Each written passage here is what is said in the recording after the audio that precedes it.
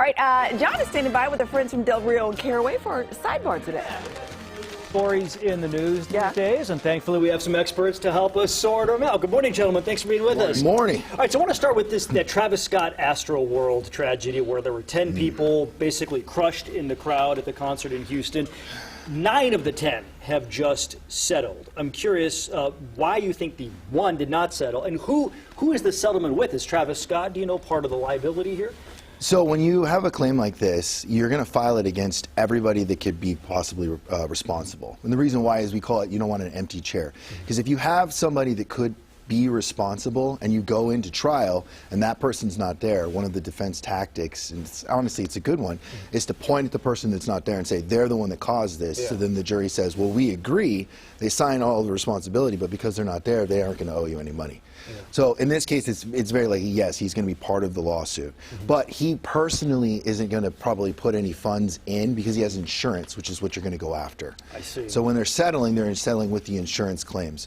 9 of the 10 cases did resolve. The one that didn't was the 9-year-old boy. It doesn't really say why that is, but I can just venture a guess. When you have a child, a lot of times you're going to need, like, it's called a minor's compromise, which is the court has to approve the settlement in order to protect the child. Oh, okay. So that might be one of the reasons. The other reason might be that they just haven't figured out the level of damages, because figuring out damages for a child, the amount of money that the case is worth, is much harder than it is for adults. Is that essentially just because it's, I mean, for lack of a better term, more tragic, harder for a jury or someone to stomach a story like that? Yeah, you're going to have higher damages based off of like the emotional part of it. And then the other problem is that they don't typically have jobs, and you can't really see like what they're contributing to the family on paper, as in like numbers that you can write down. Interesting.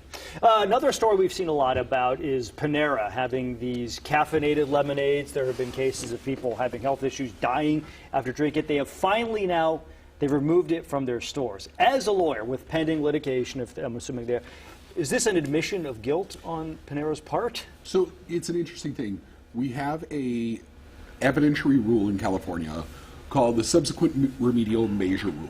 And what this states is that we don't want to discourage people from taking corrective actions like this. So you cannot use their corrective action as a means of evidence to point to that they did something wrong originally.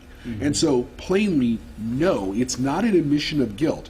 Now, if you were in the lawsuit, there's tactics around it. You can sit here and say, hey, look, is there anything you could have, should have done? If they deny and say no, then it's more admissible. But the idea is we want companies to do the right thing. So when evidence does start coming forward, instead of having something where you have, oh, they covered it up because they didn't want to deal with it, we'd rather have a company come forward and say, look, something's going wrong. We didn't expect this. Stop. I'll stop right now, save the public, save whoever we can.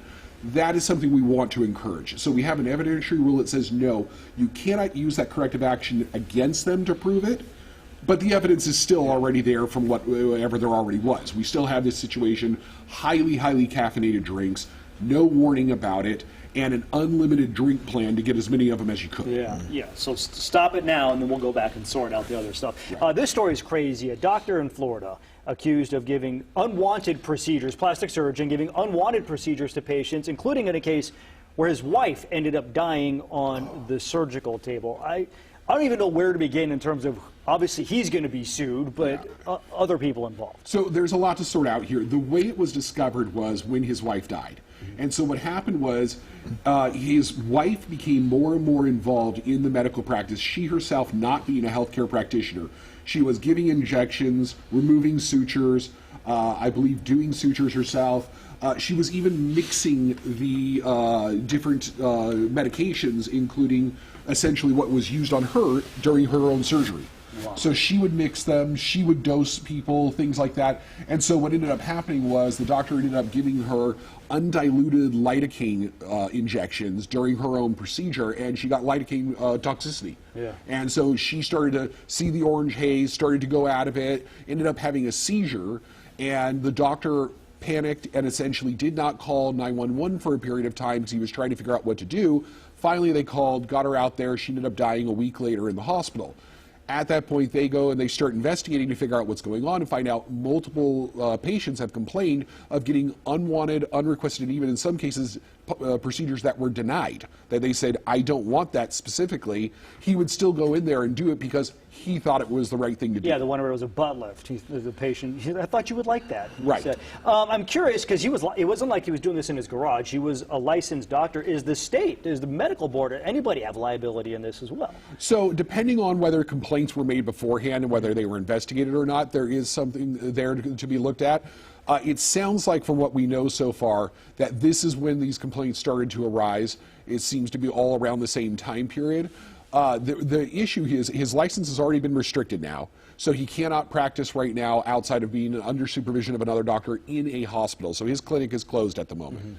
What you're going to look at now is, both the unauthorized practice of medicine by his wife under his supervision, which led to her death. So that's a giant malpractice and professional issue.